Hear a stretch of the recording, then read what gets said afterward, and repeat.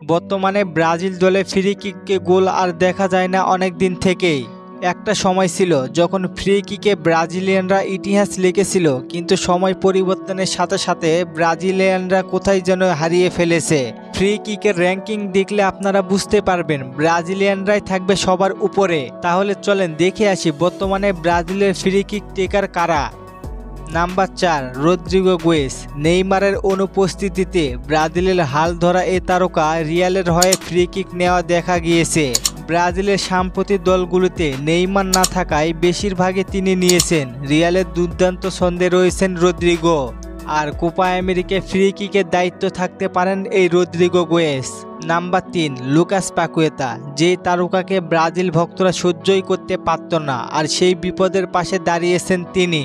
তার পারফরমেন্সে খুশি হয়ে ম্যানচেস্টার সিটির মতো ক্লাব তাকে দলে ফেরার জন্য অফার করে যাচ্ছেন 2 মৌসুম থেকে। ক্লাব কিংবা জাতীয় দল, পেনাল্টির পাশাপাশি তাকেও ফ্রি কিকে দেখা যায়।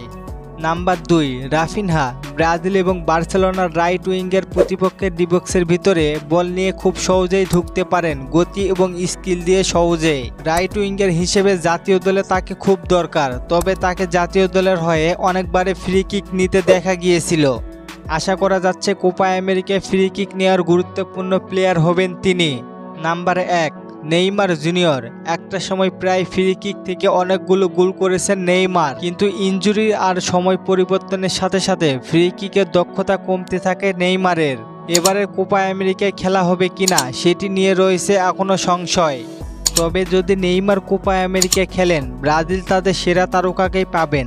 আপনাদের কি মনে হয় কোপা আমেরিকায় কাদেরকে ফ্রি কিক নেওয়ার দায়িত্ব দেওয়া উচিত?